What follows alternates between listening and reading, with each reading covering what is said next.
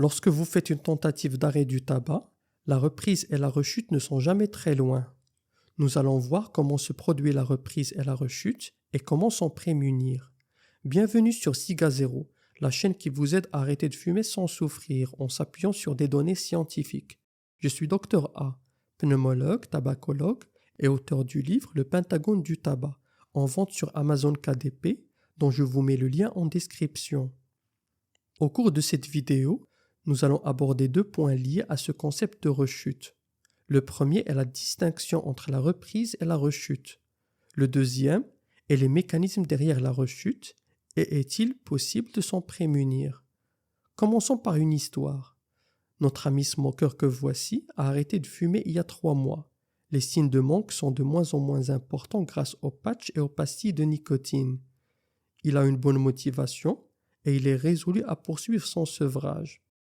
De temps en temps, il ressent des envies passagères à fumer, mais rien de bien méchant. Il arrive assez facilement à bien gérer. On pourrait croire qu'il s'en sort plutôt bien. Et c'est vrai, il faut féliciter Monsieur Smoker, il assure. Mais ce que notre ami ne sait pas, c'est que dans l'ombre, quelque chose le guette. Depuis quelque temps, les finances de Smoker battent de l'aile. Il traverse une période pénible dans son travail, et puis un jour, une dispute éclate avec sa femme. Il sort, il va au coin de la rue, s'achète un paquet de cigarettes et il en grille une. Il se dit qu'aujourd'hui, c'est un cas de force majeure. Je vais fumer juste une ou deux pour stabiliser mon mental. Après avoir fumé sa cigarette, un sentiment de culpabilité s'empare de lui. À cet instant précis, une petite voix dans sa tête lui dit « Ça y est, tu as repris, tout est foutu. » Cet arrêt de 3 mois était trop beau pour durer. Tu ne vas pas y arriver, autant revenir comme avant. Quelques semaines plus tard, la situation financière de notre ami s'est améliorée, ça se passe mieux dans son travail, il s'est réconcilié avec sa femme, mais il a repris le tabac comme avant. Dans les grandes lignes, l'histoire de M. Smoker retrace plus ou moins le déroulement de la rechute. Alors analysons un peu mieux ce qui s'est passé pour notre ami. Il y a eu tout d'abord ce qu'on appelle une situation à haut risque. C'est cet événement stressant dans lequel notre ami smoker ne voyait aucune alternative autre que celle d'aller fumer. Et lorsque la situation à haut risque se présente, dans son cerveau, il y a le biais de minimalisation qui se déclenche automatiquement.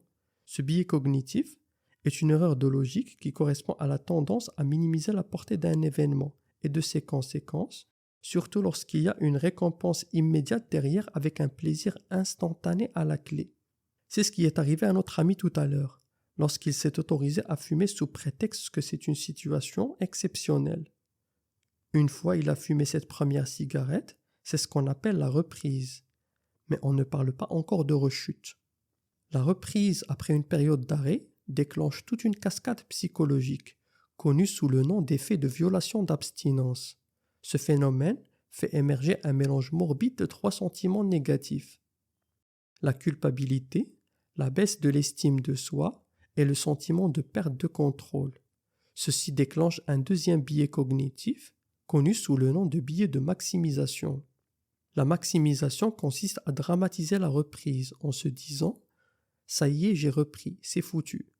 Dans notre exemple, Smoker a exagéré l'impact de cette cigarette sur son sevrage. Et puisqu'il s'est dit que c'était foutu, alors un simple faux pas, qui était la reprise, s'est transformé en une rechute totale lorsqu'il a repris la consommation comme avant. Maintenant, la question qui se pose, est-ce que Smoker aurait pu empêcher à un moment ou à un autre le déroulement de cette cascade? Cette question peut être reformulée simplement. Comment prévenir la rechute lorsqu'on est en arrêt? Comme vous vous en doutez, il n'y a pas de médicament anti-rechute. Cela ne veut pas dire qu'il n'y a rien à faire. Il est établi d'un point de vue statistique qu'un individu averti d'un piège psychologique a moins de chances d'y tomber. Et les 3 pièges dont nous parlons ici sont 1.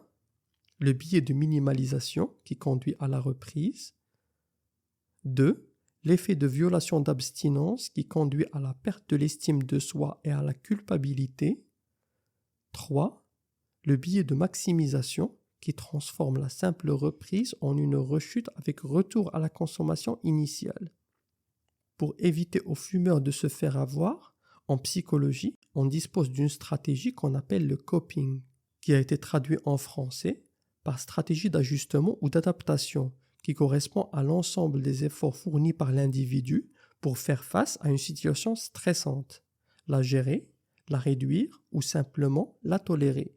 Chez Sigazero, on est en train de travailler sur notre site sigazero.com où on proposera très prochainement ce type de stratégie pour vous aider dans votre projet de sevrage tabagique. Si vous avez apprécié notre contenu, soutenez-nous en vous abonnant à la chaîne et en activant la cloche de notification. Vos avis et vos commentaires nous aident grandement à améliorer nos contenus. N'hésitez pas à nous en faire part. Sur ce, je vous dis à la prochaine pour une autre vidéo sur Sigazero.